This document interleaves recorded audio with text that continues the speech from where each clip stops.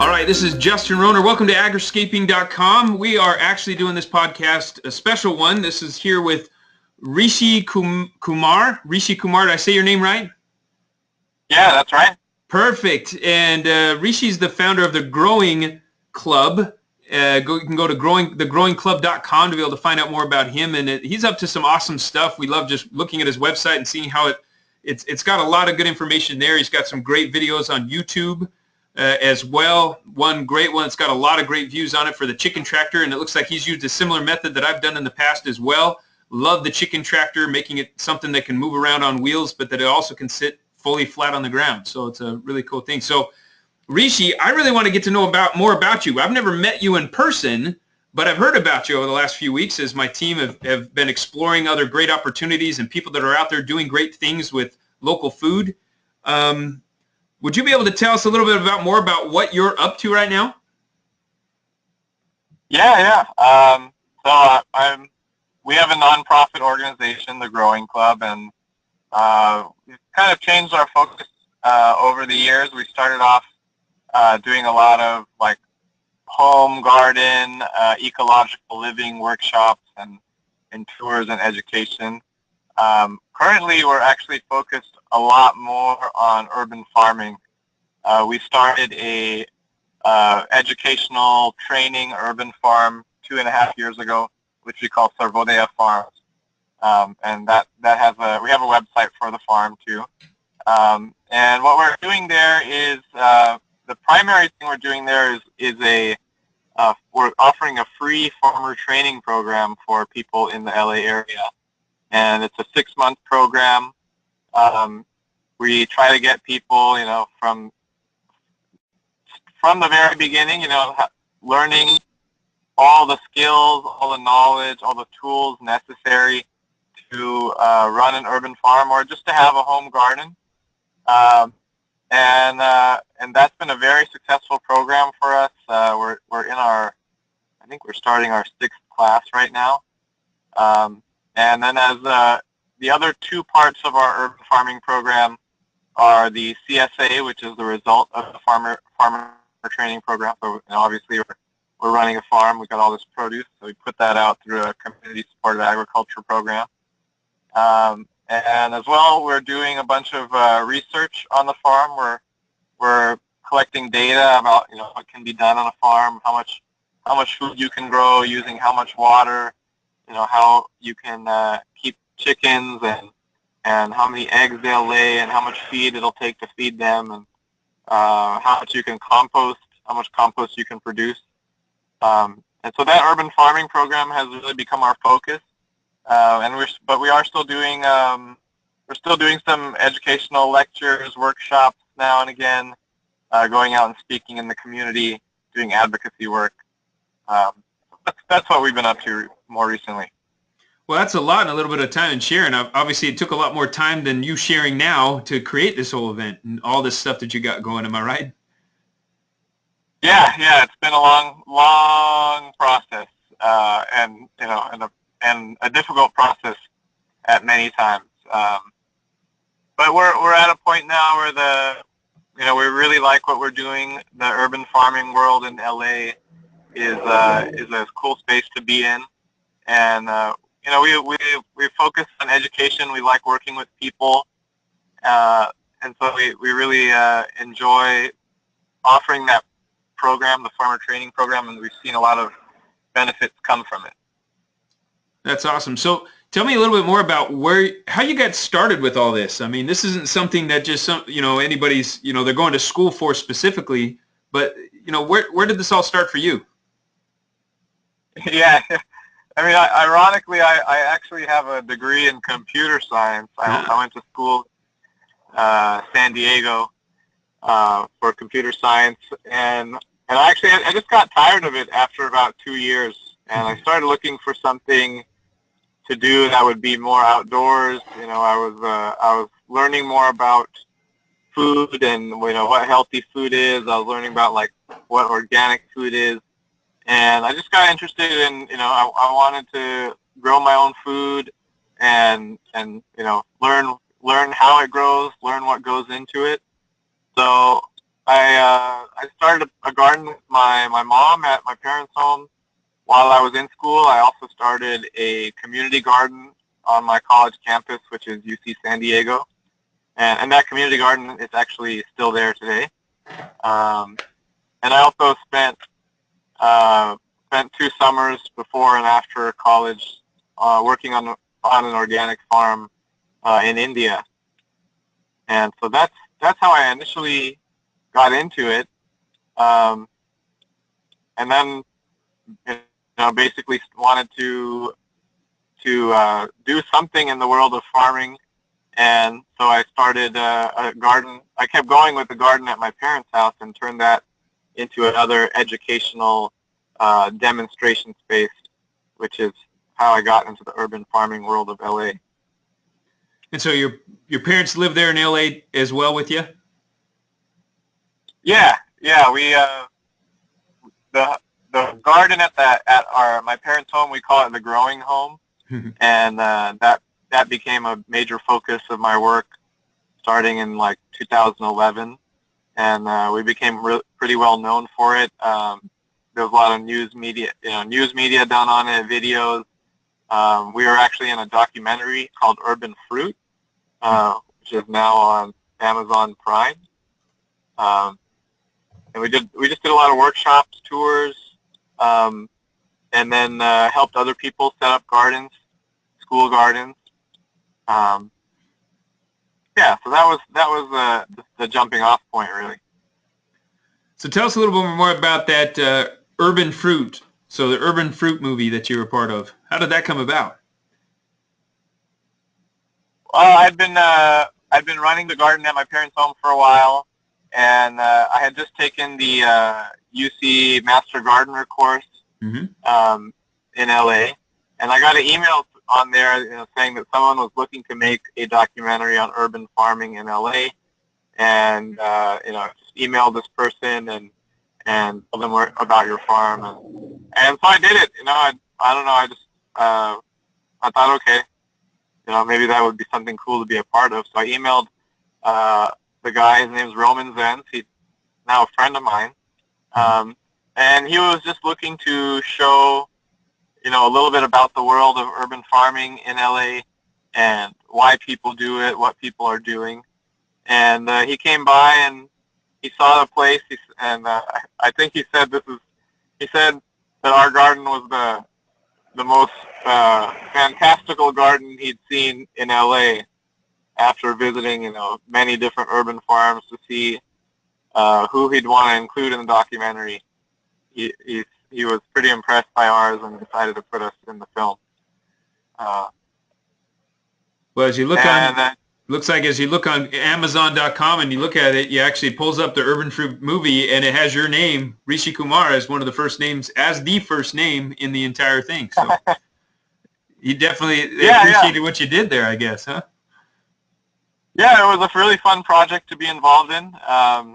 Roman followed us around for, I think, almost a year and a half, Wow. Just trying to show, what our daily life is like and what are the different things that we're growing, what's the experience of urban farming. He followed me to farmers markets. He actually drove up to the Bay Area with me too, because he wanted to get a reaction from my grandparents, to see what they thought of urban farming and what they thought of the kind of career path I've chosen. So it's a really good film. It's got, I think on Amazon it has 4.5 stars, so it's been well received by most people that have watched it. I've seen it 12 times now. But so how is it seeing yourself and your creation kind of go to that level? It was really cool. I mean, we got to go to, we had a premiere here in LA. We went to a few different, the film went to a few different film festivals. So I went to 2 of those, and we did a Q&A, and I think the film is really powerful. It follows my story. It follows Ron Finley, who of course is, the most famous urban gardener in in the I guess the world now, and also another couple. And I think Roman did a really good job at just showing that urban gardening is something that any average person can do and take back some control over their health and some of their understanding of food and just how gardening can be a very powerful, very beneficial addition to anyone's life, and also be healing for the planet and healing for the community that you live in. Well, I know that a lot of what you just talked about probably goes to the core of why you do what you do. Is that an accurate assumption on that, or is there more about why you're involved in all this stuff, the urban farm movement? Yeah, I think for me, it started out as a personal health thing. When I was in college, I just started to feel like, I started to feel older than I was. Yeah. Just like my body was wearing down faster than it should be. And so I started to look into what is it that I'm eating, and I started gardening because of that. But then I started to understand, all the other consequences of the industrial food system, all the other consequences of the way that our cities are structured and our society is structured, and so I just saw that gardening, whether it's urban gardening or larger scale ecological farming, can have a very powerful positive impact on our society. I love how it's just connected to so many different topics, like social justice in terms of providing food to low-income neighborhoods, to working on climate change by taking carbon out of the air and putting it into the soil, healing the soil, growing healthy food, which is now going to nourish your body. And I felt that. I definitely felt this change from not knowing what my food was to eating this freshly grown food that is grown in a healthy soil with varieties that have been selected to have nutrition and flavor. Even today, I know when I don't eat food that's fresh from our farm or from someone else's farm, when I don't eat it for like a few days even, I start to feel real sluggish. And then when I take that first bite of fresh food again, I feel that energy coming back in. And so for me, it's a very visceral, physical experience. And the taste. I mean, you realize that I realized after growing my own food that I really hadn't tasted food for the first maybe 18 years of my life.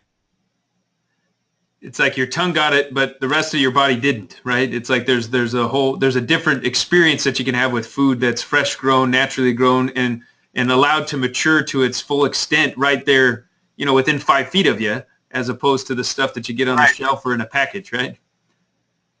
Yeah, absolutely. I don't think that science has been able to explain it yet, but there's definitely something in freshly grown food that comes from a healthy soil. That combination is a killer combo, or not a killer actually, but a life-giving combo. A life-giving combo, a combo that definitely nourishes the body, the mind, the soul. I mean, from my experience with it, it's beyond than just the nutrient equation on the back of a cereal box, right? Yeah, absolutely.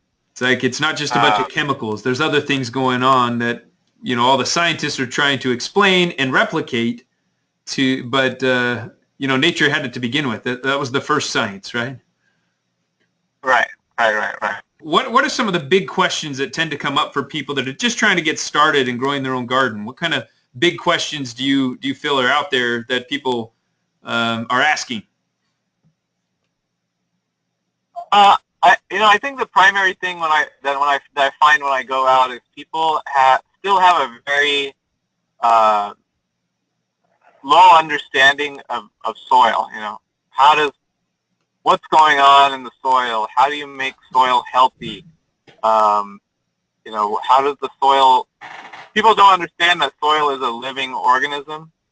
Um, and they also don't understand, I think, on a very basic level, like how to keep living things healthy. So a lot of when I go out, I also do like in-home garden consultations for people who are wanting to grow their own food at home. Mm-hmm. And that's really like the fundamental thing, you know.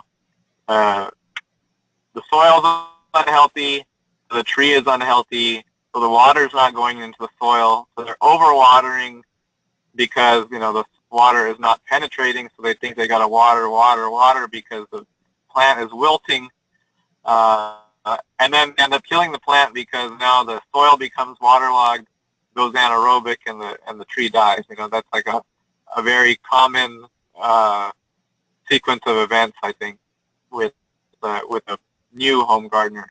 And so a lot of what we do is just focusing on the soil health, teaching people about soil health, and you know, we've developed,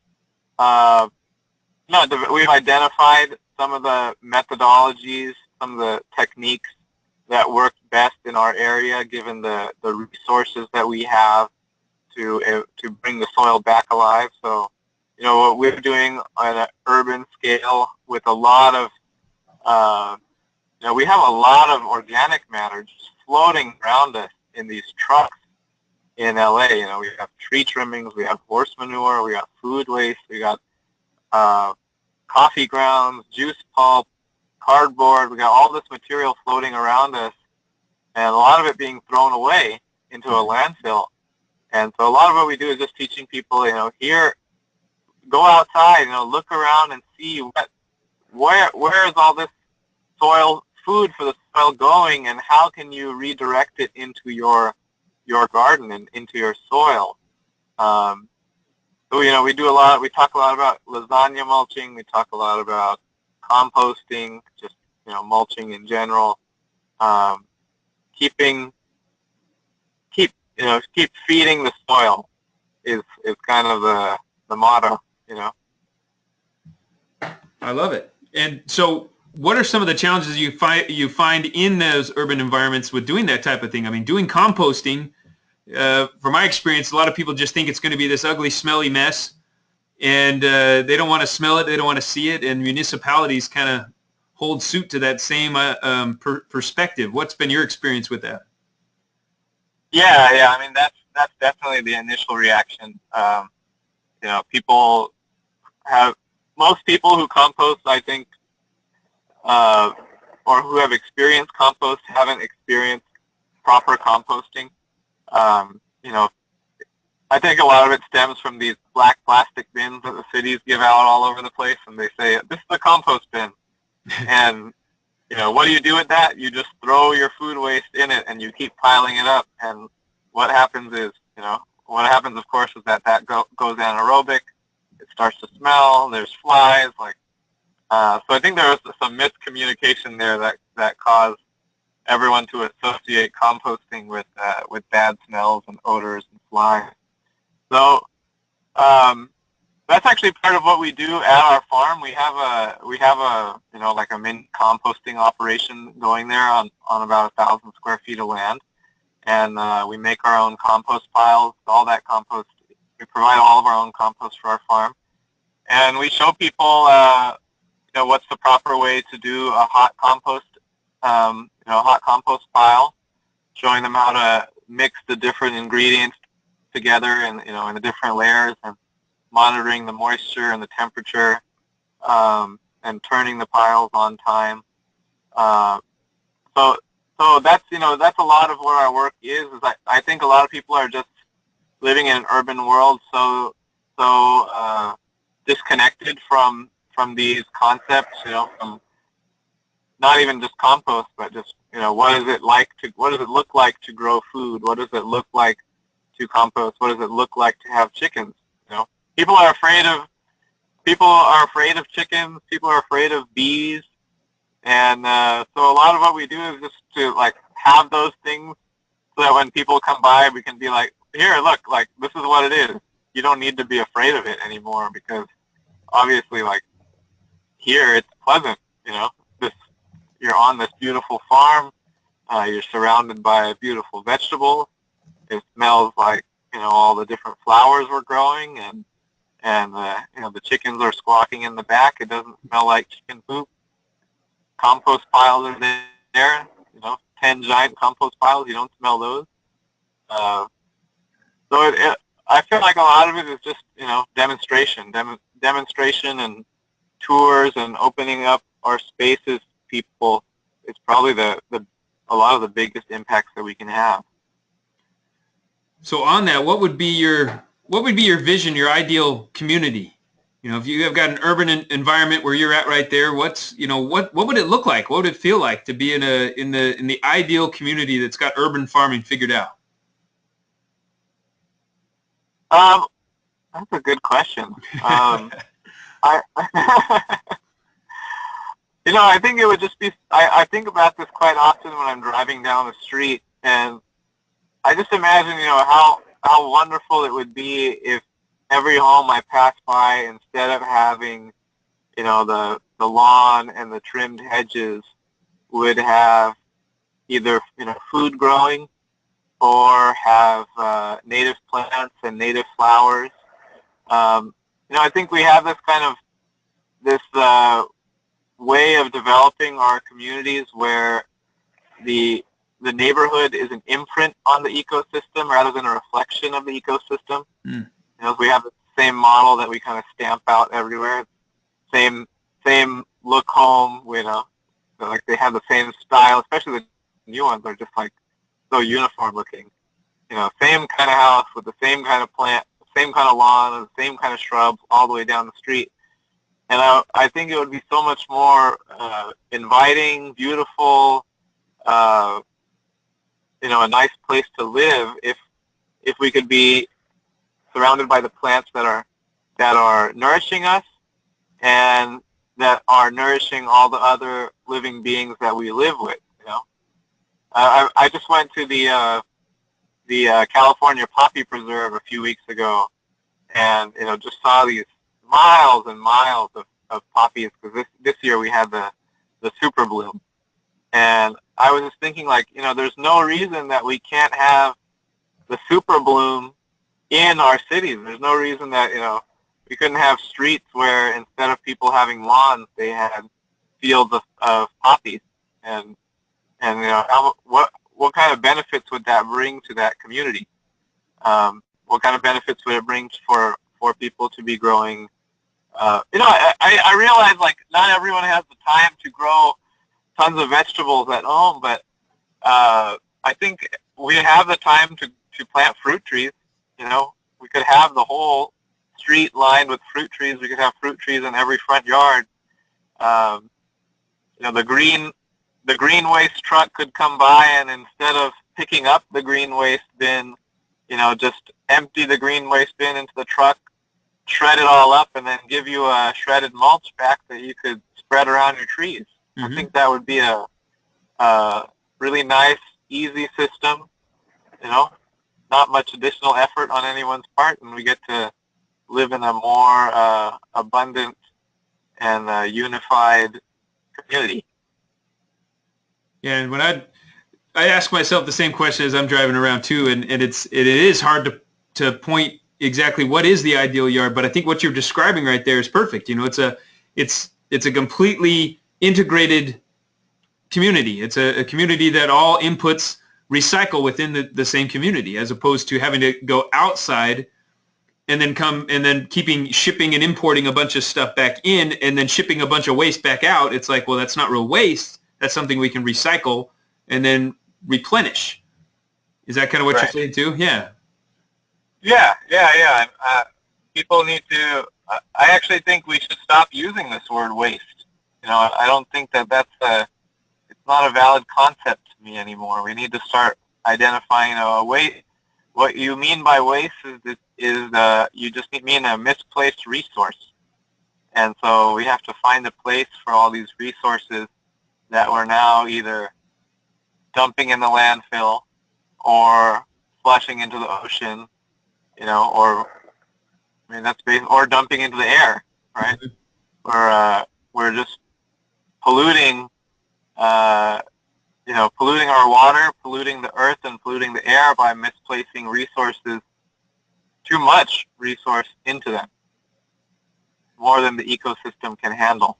Yeah, I mean, it's interesting just in terms of the conversation. I was in the grocery store the other day, and as I was back in the back of the grocery store looking for stuff to complement this wonderful salad I was making for my garden, my wife wanted feta cheese, and I'm not able to grow feta cheese from seed, so I didn't do that. I had to go to the grocery store to find some of that. But while I was there, I noticed this whole aisle, or this little section, and it had a bunch of discounted food on it. And I was looking at those discounted food on that rack, and I noticed one whole group of things was discounted like 80% off.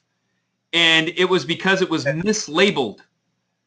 It was simply mislabeled. And I think there's so many things when it comes to growing food at home, or all the stuff that we call waste is simply mislabeled and therefore devalued so much that we just throw it out. It's chucked. It's even shipped away, called a nuisance or a weed.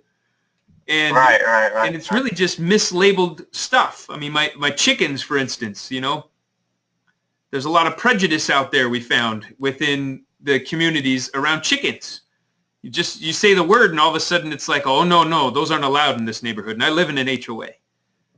And and so we had to go through a whole process. We had to relabel them something different. We had to call them ornamental jungle fowl and focus on breeds that looked like, parrots and cockatoos, like the Sultan breeds or the Millefleur du Clay so we had to focus on a different way of talking about it. And then we started, because my neighbor had macaws, and so I was like, well, I just need a macaw that lays an egg every day and can process my waste. That's really smart. I love that. There's definitely a need to focus on the positive, creative ways that we can address some of the world's problems, rather than just trying to limit the negative that we're doing. Yes, it's like I love the quote that you guys have on the growing home space from Gandhi: to forget how to dig the earth and tend the soil is to forget ourselves. Absolutely. And how connected we are. I mean, because that's the truth is, it's like we've all come from soil. I mean, and there's so many, religion goes back to some story of coming out of the dust of the earth, and that we are creations of that space. And in every religion, I think there's some story around there about the origins of humanity. And not just on a spiritual sense, but just on the raw physicality of nutrients. It's like the nutrients that build your cells came from the dirt, and then we're growing up, and whether you eat meat or you're a vegan, it still originally came from something eating the plant, and either you're doing it directly or you're eating the thing that ate the plant. Exactly, yeah. And so I think, along with soil, like if you look at a lot of different cultures, in Mexican culture, they describe themselves as children of the corn. Yeah, there you go. I was in Hawaii. So that's not just a horror movie? It's not a horror movie, Children of the Corn? There's a good spin on that too, huh? There's a good spin. Yeah. I was in Hawaii maybe a year and a half ago, and I was learning about their connection to taro, and I think they call taro older brother, or their cells is related to taro, and taro was a plant that provided, I think, something like 80% of the nutrition of indigenous Hawaiians. But we have this very strong connection to soil, obviously as the basis of so much of our food, and then the plants themselves, the animals themselves, and we just because it comes in a I love this new, about the Soylent, right? Have you heard about that? No, I haven't. Soylent powder. It's a new product. It's from I think it's based in LA. It's a company called Soylent, and they're making a complete diet replacement powder. So it's a powder that you can drink as your sole sustenance. They want you to drink this powder as your only form of food, and it's a really bizarre thing that anyone. I mean, to me, that's a really bizarre idea that you would want to not eat food and just drink a tasteless powder. You know. Wow, it is tough in this day and age, or at least the society, it seems, in which we often find ourselves, to take the time to really eat good food. Yeah. And there's that perception that it's going to take too much time. It's that the fast food mentality, right? It's like, if I can't get it quick, or I know so many times we have people asking us, well, number one, do we have bacon seeds? So we get that one a lot. Oh, really? But yeah, I mean, obviously I'm in Arizona. If I was in Santa Monica, I went to school in Santa Monica for a while, and bacon seeds would never come up. Most everybody's vegan or trying to get there, But being in Arizona where I'm at, and still a lot of dairy perspective out here and stuff like that, grew up on a dairy farm. It's like bacon seeds. Yeah, great way to get a nutrient. But what all comes down to it, it's people are always asking, well, how fast is it? What's it going to take? How long is it going to take before I get my tomato off this plant? And I said, well, at the label it says, 80 days. And I'm like, 80 days? Man, I'm going to forget I even had the tomato plant. I was like, oh, so you were planning on just throwing it out there and hoping you can come out here and just grab some tomatoes off of it. It's like, well, yeah, can you give me a bigger plant that already has some tomatoes on it? I was like, well, you can go that route, or just, look at your yard. What are you already growing in it? I was like, oh, I don't know, a bunch of stuff that we have to maintain. And I was like, well, what if you just replace those with things that could provide you food, and you set them up in such a way that you can harvest something at any point in time, so you always can go into your garden, there's something to eat. It's like that food forest mentality, right? Right. And people kind of look at me cross-eyed sometimes when we have those types of conversations. They're like, so you'd always have something to eat out there? I was like, well, if you live in Arizona, you live in Southern California, yeah, there's a potentiality to always have something to eat out in your yard. Yeah, I mean, I see no reason why I always have probably 3 or 4 fruits coming in, and the vegetables that have nativized in the garden. We usually have about 200 pounds of pumpkin that we harvest every year that we didn't even plant. So there's definitely there's this potential that people are totally unaware of. And I think, for most people, like you said, thinking about doing something where you're not going to get anything back for 70 days or 80 days, or in the case of a fruit tree, 2 years, that's gone kind of beyond the average person's attention span now.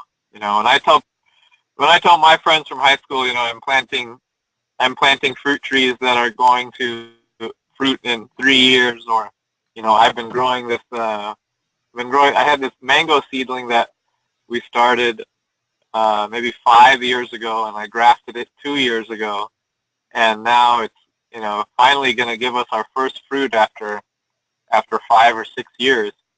That's mind-boggling to most people, that you would spend that much time to get a mango, or to get a tomato, or to get a peach. People can't comprehend that time frame anymore. Right, and it's unfortunate. So how do we slow them down?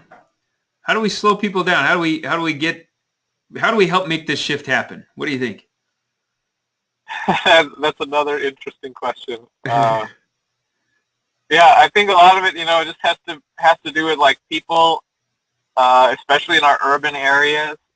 They have been so used to the fast-paced lifestyle and the immediate gratification lifestyle for so long, or maybe they haven't just not ever experienced anything else. In the case of the younger generation, that we really just need to have spaces to take people out of that frame of mind, and get people to realize, I think this is a common experience for people that come to our gardens or to our farms, that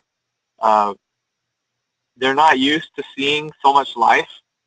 They're not used to being surrounded by greenery. I feel like they're even not used to how fresh the air is.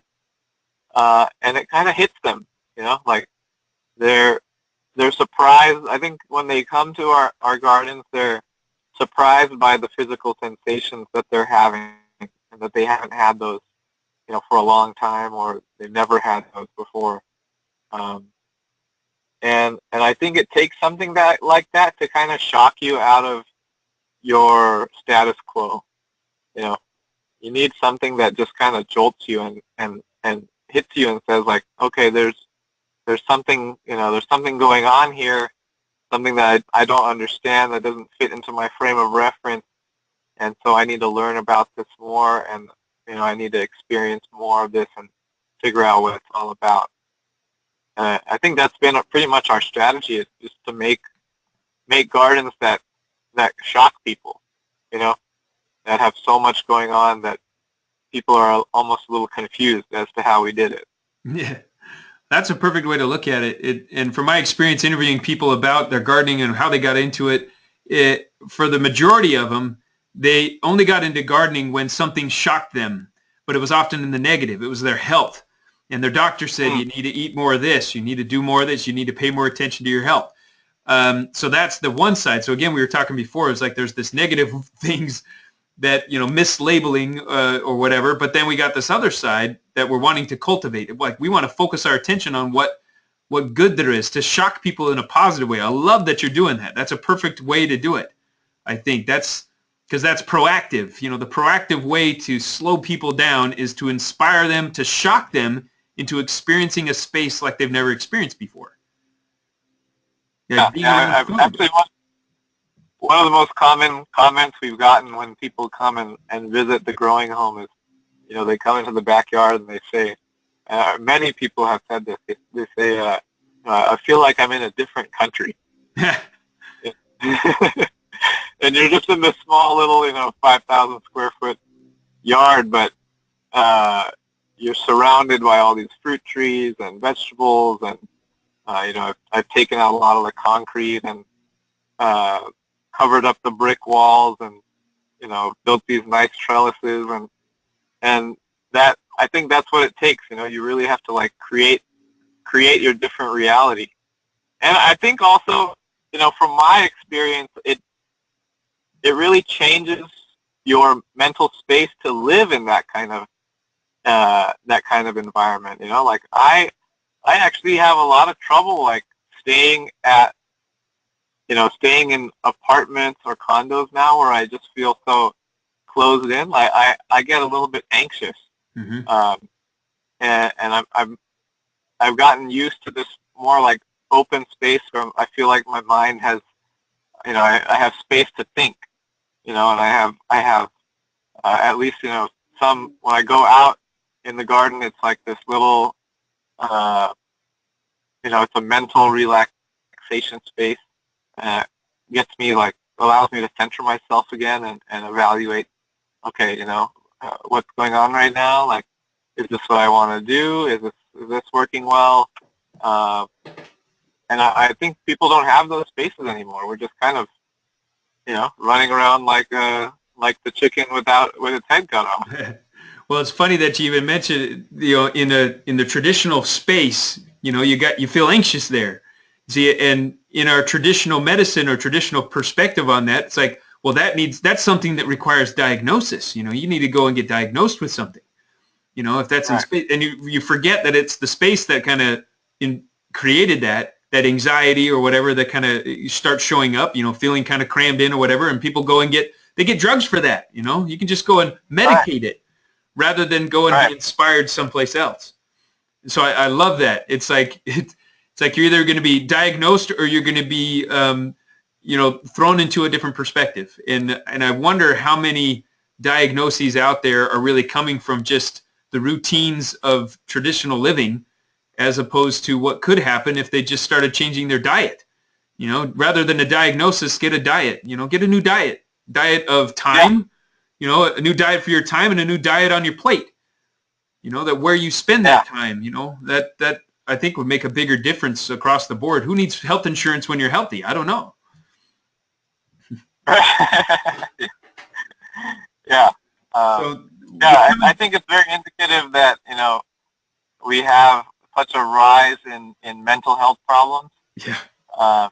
You know, I find it actually kind of funny that, you know, science has such a hard time explaining these problems, when I feel like, you know, my point of view is like, it's not like we evolved to live in, you know, 500 square foot condos with no windows. You know, that I'm pretty sure for the last, you know, I don't know, 100,000 years, we've been living outdoors, we've been breathing fresh air, you know, we've been growing our food, hunting our food, or gathering our food. Like, I don't see why it's such a radical thing to say to people, like, you know, the way that you're living is not healthy for you. Like, you didn't evolve to live like that.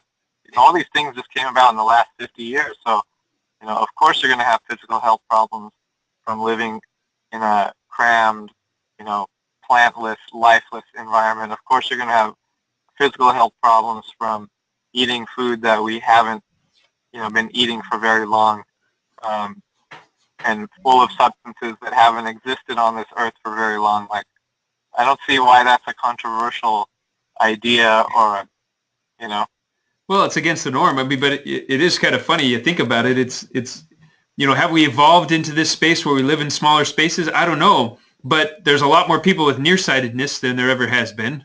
But is that just because we only have near walls to look at? I don't know. You know, it's like it's you know, it's interesting. Diabetes, nearsightedness. I mean, we start looking at the rising generation of diagnosis, and I don't know about you, but there's been one book that by the title alone I was inspired. I never actually read the book, but when I was walking through a library one day, I saw this book, and it said "One Nation Under Therapy."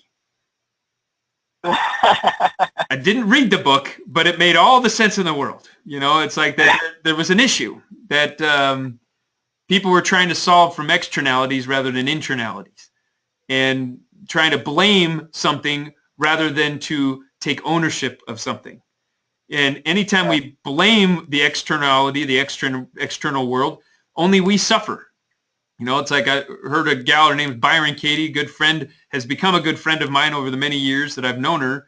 And she would say, you know, when you argue with reality, you lose, but only 100% of the time. And that, to me, it's like the reality of our lack of health, you know, the reality of the sourcing of all that, the nearsightedness, all the things that are ailments, the things we want to blame someone else for. Really, if we rolled it all backwards, it has a lot to do with our relationship with our food and our environment. And right down to where I sleep, where I live, you know, how connected am I to my food source? You know, no one's to blame but myself. I'm the one that's, you know, reaching and putting my dollars out and voting for that with my dollars or with my time. So we're coming close to the end. We're basically at the end of our time for today's show. But I've thoroughly enjoyed this time with you, Rishi, and I would love to do this again sometime, but we'll find the time when that might be, if that's of value to you.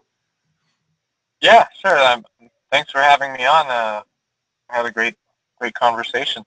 Well, any last thoughts to be able to share, or maybe we can just remind everybody where to find you and where's the best place to find you and what you're up to?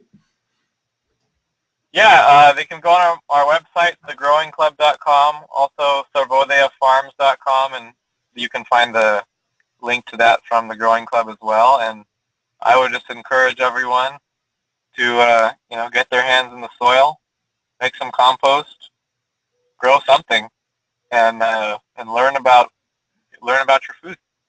Absolutely. Grow something. Learn about your food. I love it. Thank you, Rishi. We've had a great time together, and we'll be in touch again soon. Hopefully everybody out there, check him out at thegrowingclub.com. And he's got a lot of great things, especially if you're in that Southern California area, the Los Angeles County area. There's a lot of cool things that they're up to there. And if you want other information too, how to connect to other professionals that might be able to help you out, he's got some things on his site, as well as with agriscaping.com. We're collecting all those professional landscapers that can help install gardens and maybe even maintain them for you if it truly is something you just don't have time for. So that's it for today on that. Thanks for joining us all. We'll see you again next time.